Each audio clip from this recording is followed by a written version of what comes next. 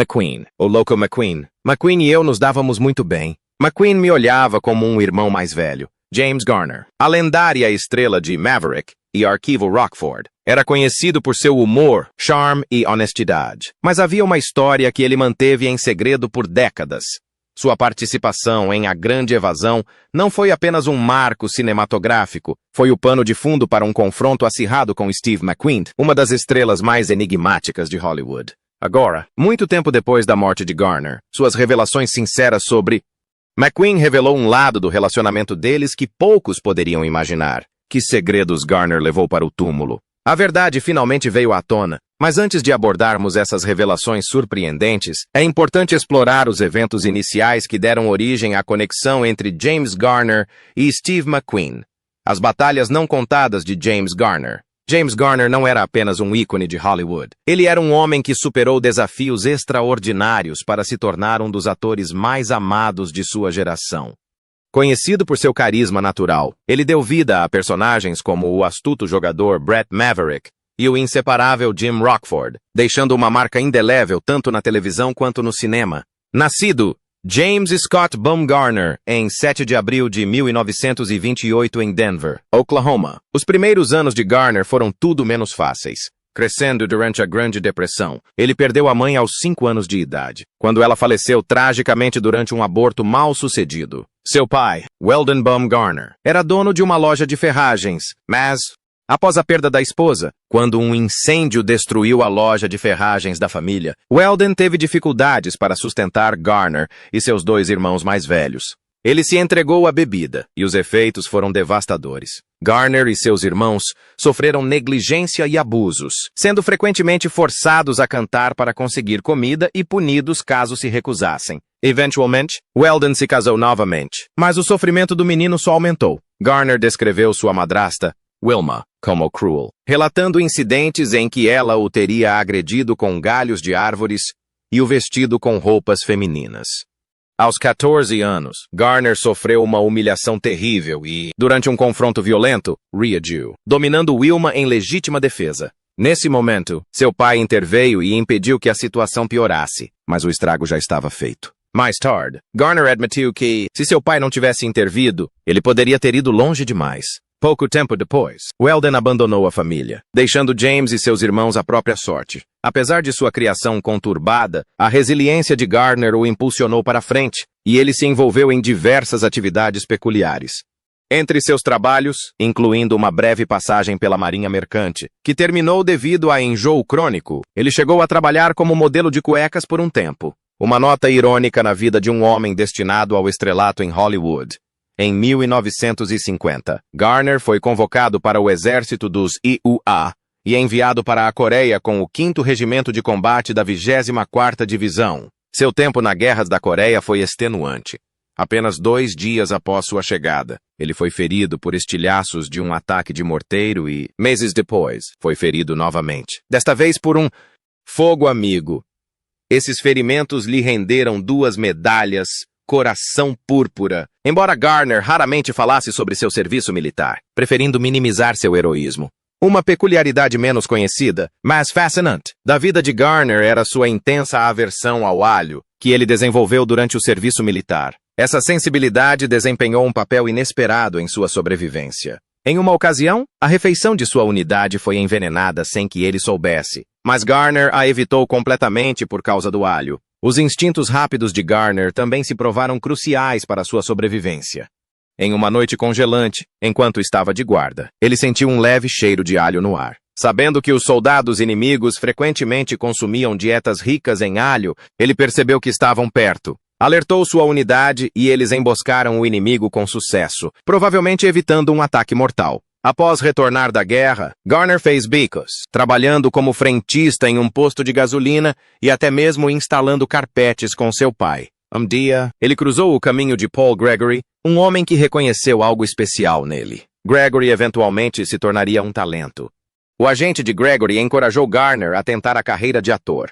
Inicialmente, Garner rejeitou a sugestão, mas anos depois, ao ver o nome de Gregory em um cartaz de uma agência, decidiu retomar o contato. Esse encontro casual marcou o início de sua carreira de ator. Gregory conseguiu para Garner seu primeiro papel em Caine Mutiny Court Martial, onde ele interpretou um membro sem falas do tribunal. Embora o papel fosse pequeno, abriu portas para oportunidades maiores. Garner conseguiu um papel em Sayonara, ao lado de Marlon Brando, mas sua grande oportunidade surgiu em 1957, quando foi escalado para o papel de Brett Maverick na série de Faroeste Maverick.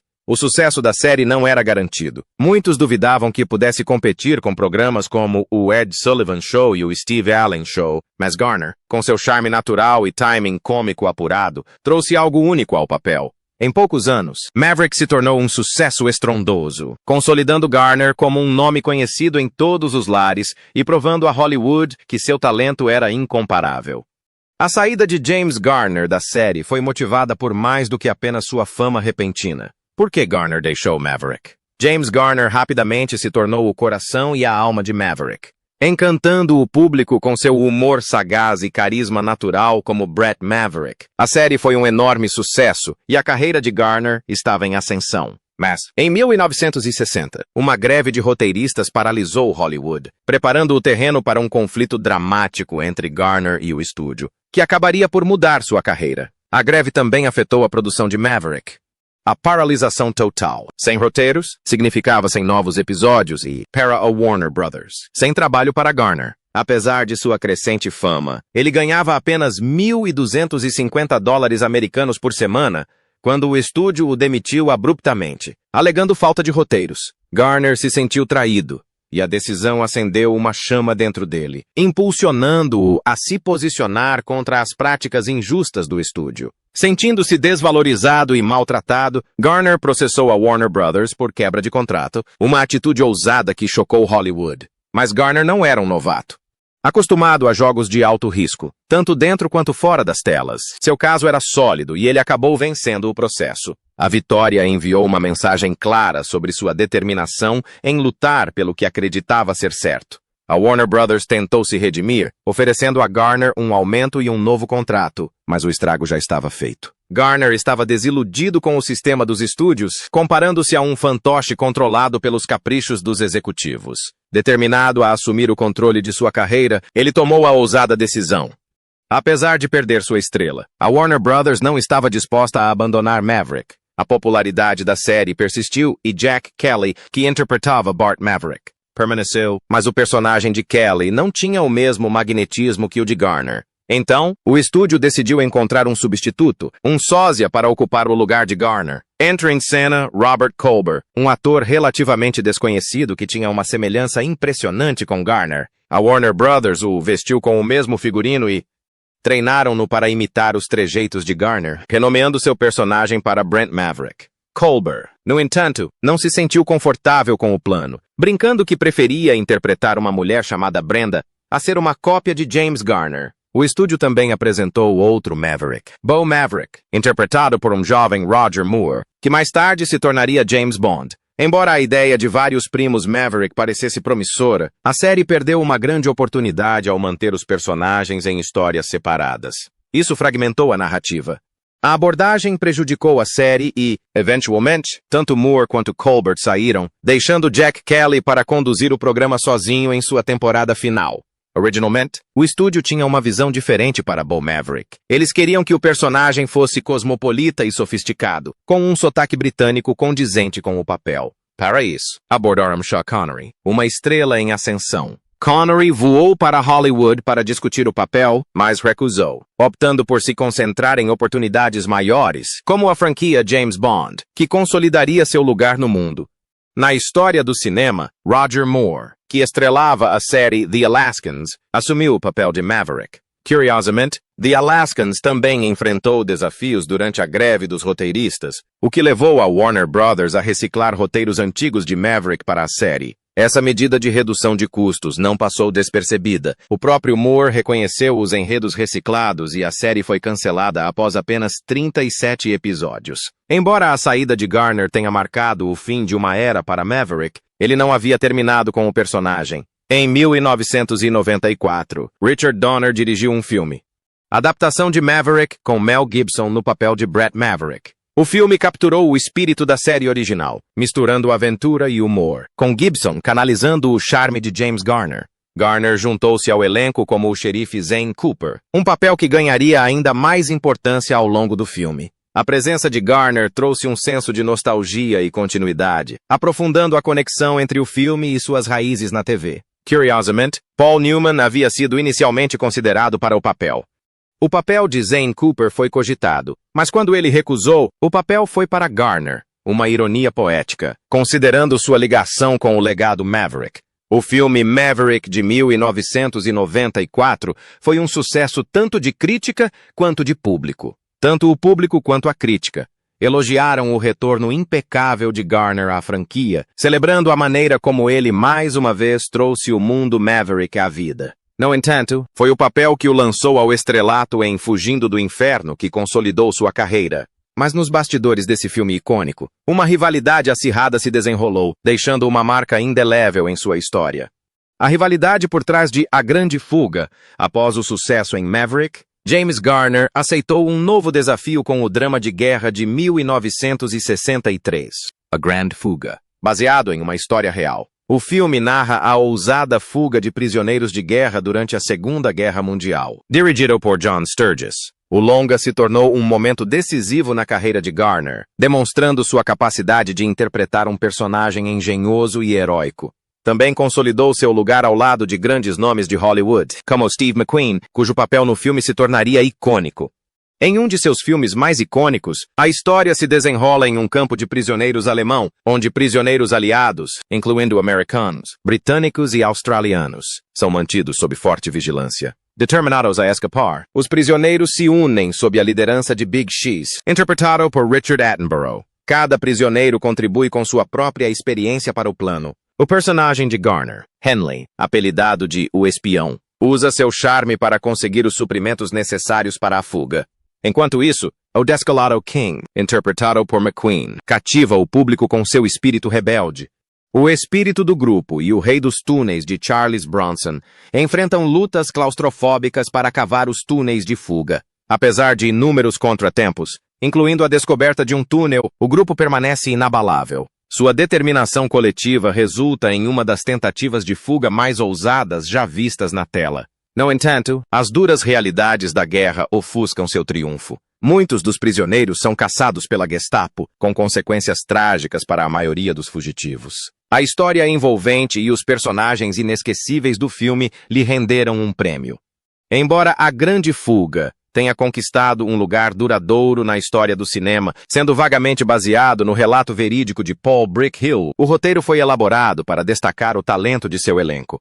O resultado foi um filme repleto de suspense, camaradagem e uma esperança inabalável que ressoou com o público mundial. No set de filmagem, Steve McQueen, ainda em ascensão como estrela de Hollywood, estava determinado a deixar uma impressão duradoura. Sua rivalidade com Garner tornou-se evidente à medida que McQueen pressionava por mais tempo em cena, particularmente frustrado pelo charme e a desenvoltura de Garner, em um papel que frequentemente roubava a cena, gerou tensões entre McQueen e o diretor John Sturges, à medida que McQueen exigia mudanças para dar mais destaque ao seu personagem.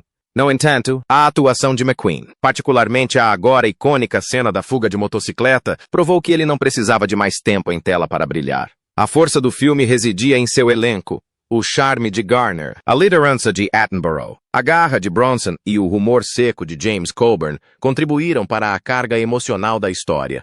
Quando estreou em 1963, o filme recebeu críticas mistas. Alguns críticos, como Bosley Crowther do New York Times, o consideraram excessivamente mecânico e sem profundidade emocional. Outros, incluindo a revista Time, elogiaram sua representação realista do cenário alemão, a narrativa bem ritmada e o elenco impecável. Apesar das críticas controversas, A Grande Fuga tornou-se um clássico atemporal, amado pelo público e celebrado por sua emocionante história de bravura e sacrifício. Mas o que James Garner realmente pensava? James Garner finalmente quebra o silêncio sobre Steve McQueen no set de filmagem. Hollywood sempre foi um centro de brilho, glamour e, inevitavelmente, drama. Da era de ouro do cinema até os dias atuais, rivalidades e disputas entre estrelas cativaram fãs e alimentaram inúmeras manchetes, impulsionadas por ciúme, ego e competição. Esses conflitos frequentemente revelam o lado humano de personalidades extraordinárias. James Garner, conhecido por seu charme, natureza tranquila e profissionalismo, não foi totalmente imune. Apesar das rivalidades em Hollywood, ele geralmente mantinha relações positivas com seus colegas. Seus sentimentos em relação a Steve McQueen eram notavelmente menos amigáveis, mesmo tendo trabalhado juntos no icônico filme A Grande Evasão. O relacionamento entre os dois era marcado por tensão e personalidades conflitantes. Superficialmente, eles pareciam amigáveis durante as filmagens, mas o comportamento distante e frequentemente excêntrico de McQueen criou uma distância entre eles. McQueen, preferindo a solidão, hospedava-se em um chalé particular e chegava ao set em um Rolls-Royce, aumentando ainda mais a divisão. Sempre direto e franco, Garner expressou posteriormente sua opinião sincera sobre McQueen em seu livro de memórias de 2011, The Garner Files. Ele descreveu McQueen como um pé no saco, comparando seu comportamento à imprevisibilidade de Marlon Brando. Garner foi além, sugerindo que McQueen era mais uma estrela de cinema do que um verdadeiro ator, confiando em uma persona cuidadosamente cultivada em vez de profundidade e versatilidade. Ele acreditava que essa abordagem limitava o potencial de McQueen como artista. As frustrações de Garner não se limitavam à atuação de McQueen, mas também a outros aspectos de sua carreira. O comportamento inadequado de Garner, que incluía acessos de raiva e interrupções, chegou a um ponto em que a situação escalou a tal ponto que o diretor John Sturges considerou mudar o foco do filme para tornar Garner o personagem principal em vez de McQueen. Embora lisonjeado, Garner recusou a oferta, reconhecendo o caos que uma mudança tão drástica causaria. Em vez disso, ele conversou diretamente com McQueen, descobrindo que McQueen estava insatisfeito com seu personagem, sentindo que faltava heroísmo e emoção. Sturges, então, teria adicionado uma motocicleta ao filme. Garner criou cenas de ação e revisou o personagem para torná-lo mais dinâmico, uma mudança que muitos acreditam ter favorecido McQueen. Ainda assim, Garner considerava as exigências de McQueen desnecessárias e egoístas, deixando uma impressão duradoura da natureza difícil de seu colega de elenco. Nos arquivos de Garner, ele compartilhou anedotas profundamente pessoais e honestas sobre sua carreira e relacionamentos, oferecendo um vislumbre sem filtros de sua vida em Hollywood. Além de suas reflexões sobre McQueen, ele criticou o magnata do cinema Jack Warner como um dos homens mais grosseiros que já conheceu. Garner criticou Charlton por seu estilo de atuação rígido, porém foi seu relacionamento com McQueen que chamou particular atenção. Garner descreveu McQueen como inseguro, propenso ao ciúme e, às vezes, difícil de lidar. Garner chegou a revelar que a esposa de McQueen, Nyla, havia lhe confidenciado sobre as dificuldades do marido com a insegurança e suspeitas infundadas de infidelidade. Apesar disso, Garner afirmou que McQueen não era inerentemente malicioso, mas sim um indivíduo profundamente inseguro, cujo comportamento foi moldado por seus medos. Garner frequentemente se via como um mentor para McQueen, como um irmão mais velho, mas as inseguranças de McQueen às vezes tensionavam o relacionamento deles. Em uma ocasião, McQueen acusou falsamente Garner de ser infiel a Nova York, uma alegação que Garner rejeitou como infundada e produto de suas ansiedades. A autobiografia também lança luz sobre as interações de Garner com outro colega de elenco de Uma Grande Escapada, Charles Bronson. A experiência de Garner com Bronson foi bem menos positiva. Bronson foi descrito como amargo e beligerante, e Garner relatou um incidente desagradável durante um jogo de pôquer em sua casa. Bronson se recusou a honrar uma aposta e tentou reter os ganhos de um figurante de Hollywood que estava passando por dificuldades. Garner sempre quis defender o que acreditava ser certo e insistiu para que Bronson pagasse, o que resultou em uma discussão acalorada que quase se tornou física. Embora a tensão inicial tenha sido resolvida, a mágoa entre os dois persistiu mesmo anos depois, durante um encontro casual em um restaurante, do qual nenhum dos dois conseguiu se desvencilhar. Apesar de suas antigas mágoas, ambos reconheceram o ressentimento persistente, um lembrete de que algumas brigas em Hollywood deixam cicatrizes que nunca se curam completamente. Nos arquivos de Garner, ele não tinha medo de desvendar as camadas de sua persona polida de americano exemplar para revelar as complexidades subjacentes.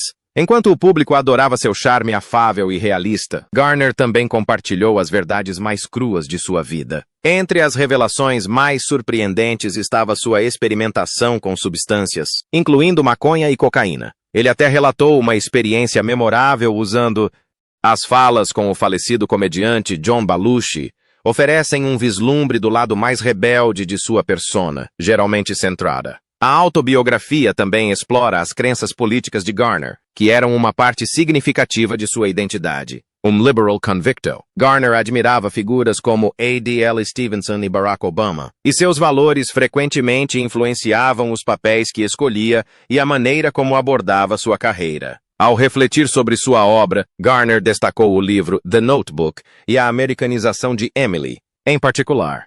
Ele os considerava os melhores filmes de sua carreira e encontrou particular satisfação na crescente apreciação pela americanização de Emily, que ganhou status de cult ao longo dos anos, apesar de ter sido pouco apreciada na época de seu lançamento. Embora Garner tivesse uma queda por filmes como Murphy's Romance e Grand Prix, ele era refrescantemente honesto sobre o restante de sua filmografia. Não se furtava a admitir que muitos de seus filmes eram, na melhor das hipóteses, medíocres, e alguns, em suas próprias palavras, eram...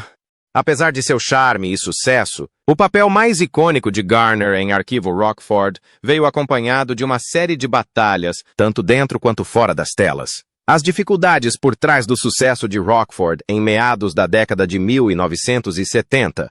Roy Huggins, o criador da série original Maverick, teve a ideia de reinventar uma de suas criações mais icônicas, Anindocea Stephen J. Cannell. Huggins desenvolveu Arquivo Rockford, uma série policial moderna que se basearia no charme e na sagacidade de Maverick. Em sua essência, estava Jim Rockford, um detetive particular. O investigador ganhou vida pelas mãos do carismático James Garner. Garner, já um nome conhecido por seu papel em Maverick, encontrou uma nova oportunidade de brilhar como Rockford, e sua atuação rapidamente lhe rendeu um Emmy de melhor ator. Estreando em 1974, The Rockford Files rapidamente se tornou um clássico da televisão, levando o público ao submundo sombrio de Los Angeles, onde Jim Rockford resolvia casos de seu humilde trailer. Rockford não era o típico herói de ação. Ao contrário do invencível e refinado protagonistas da época, ele era imperfeito, frequentemente azarado e incrivelmente fácil de se identificar, vivendo em um trailer na praia, vestido com roupas amarrotadas e confiando tanto na sagacidade quanto na habilidade. Rockford personificava um tipo de apelo do homem comum que ressoava com os telespectadores. A autenticidade também contribuía para o charme da série. Ele insistia em realizar muitas de suas próprias cenas de ação, incluindo perseguições de carro em alta velocidade, que se tornaram uma marca registrada da série. A paixão de Garner por carros tinha raízes em sua experiência filmando o filme de 1966.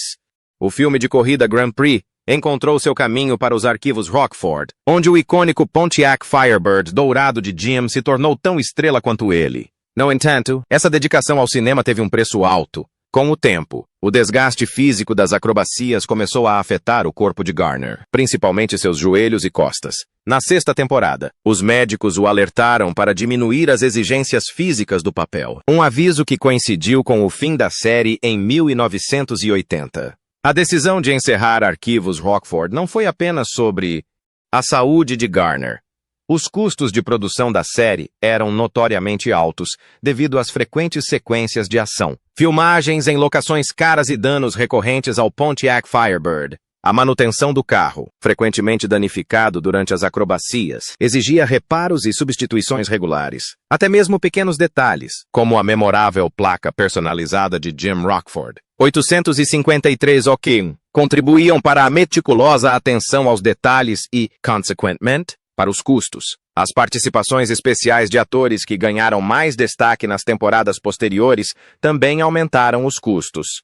Apesar dos desafios, a série prosperou graças à força do seu roteiro e à sua criatividade. Um dos pontos altos de cada episódio era a mensagem da secretária eletrônica de Rockford. Uma piada inteligente e muitas vezes engraçada que se tornou uma marca registrada da série. Conforme a série progredia, criar mensagens novas e inventivas tornou-se um desafio para os roteiristas.